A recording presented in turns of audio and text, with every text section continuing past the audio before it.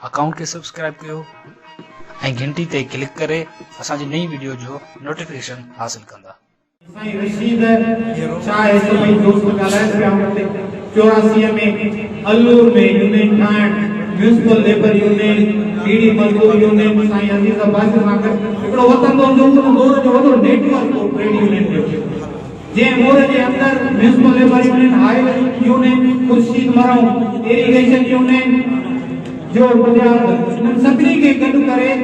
यौम मए ते जेके जुलूस निकिरंदा मोरे में मुख्तलिफ पहाड़न का मुख्तलिफ इलाइक़न का मुख्तलिफ चौकन का बीड़ी मजदूर जो यूनियन अलग जो जुलूस अलग ईंदो हुयो हाईवे जो अलग ईंदो हुयो इरिगेशन जो अलग हूंदो वापडा जो जुलूस अलग ईंदो सब गॾिजी हींअर जो फ्रूट मंडी बि सचे हिते वॾो हिकु यूनियन बैंक ते जलसो थींदो हिते तारीख़ी हिते मोरे में साईं रशीद जा जुलूस निकितल आहिनि कमु थियल आहे जेको बागनी को न के भाई अफसोस बागनी जो तबियत ब्लड प्रेशर जे असा का बागनी कसे वतो कामरेड असा जो दादू ये हो जी उस्ताद बुखारी चंदो त वन मता मा हो तो वन्या मोकलाए मता मा हो तो वन टुटी पवंदी उस्ताद दादू जी दिल मता टुटी पवंदी उस्ताद दादू जी दिल मता मोरो मुखा मोकलाए मोरे सां असां जो तालुक ईअं हूंदो ऐं दादू सां मखदूम रशीद जो तालुक ईअं हूंदो त पहिरीं में ते जेके जलसो थींदो हितां जुलूस कढी दादू पहुचंदो दादू जे मज़दूरनि लाइ माना हुनजी हर घड़ी जेका हुई उहा मज़दूरनि जी सियासत लाइ हुई। असांखे बसि इहो ई करणो पवंदो जेकॾहिं मखदूम रशीद या बागली जे असां कामरेड जे नस्ल वाट ते हलण घुरूं था त असांखे सियासी थियणो पवंदो पंहिंजे बचड़नि खे सियासी करणो पवंदो पंहिंजे घर वारनि खे सियासी करणो पवंदो जेका अध आबादी औरतनि खे सियासी नथा कयूं त असां पोइ बि कची नथा सघूं। जॾहिं बि चवंदो असां ॻाल्हाईंदासीं उहो चवंदो मां त तयारु आहियां बाक़ी कनि जो हाल नथो अॾे अदा ई न कयो पंहिंजे बचनि लाइ सोचो असांखे तव्हांखे कुझु न खपे असां तव्हांजी मदद कंदासीं तव्हां पंहिंजो मर्ज़ी कयो कुझु पंहिंजो हक़ खणो त मां त तयारु आहियां ॿियो न थिए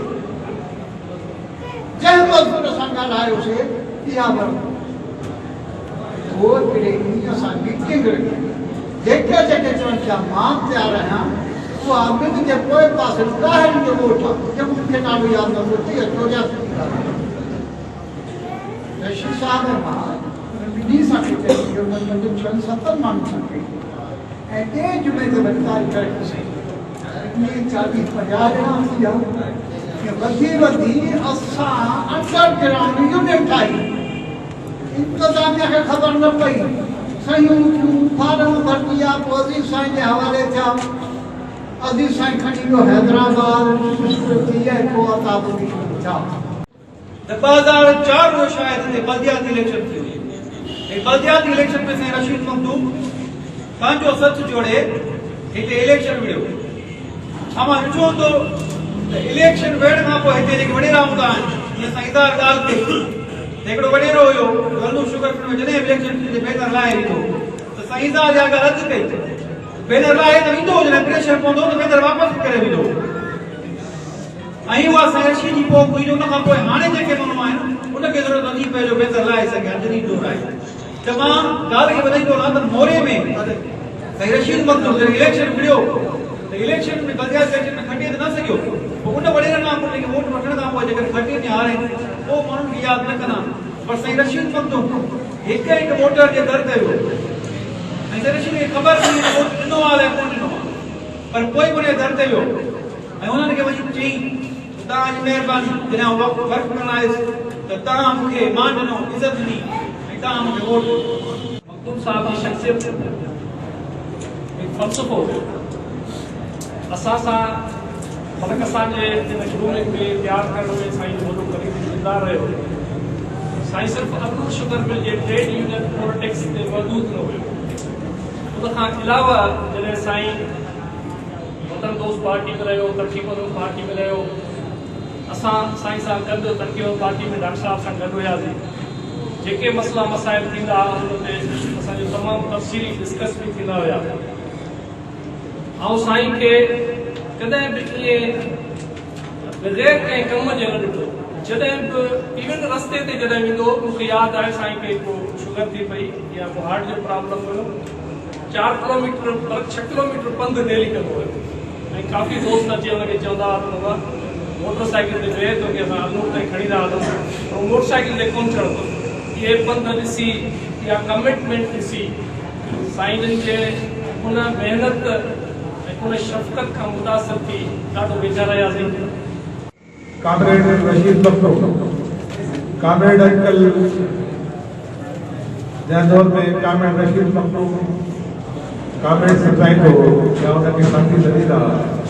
उन वक़्तु कामरेड घटि हुआ। ऐं हाणे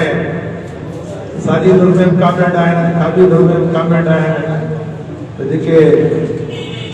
विच ते आहिनि उहे बि कामरेड आहिनि, लिबरल आहिनि जेके उहे बि कामरेड आहिनि। सही माना में कामरेड लफ़्ज़ जो मफ़हूम जेको आहे उनखे कंहिं फर्द जी शिकिल में ॾिसजे ऐं को नालो खणिजे उहो मख़सूम रशीद थी सघे। वाकई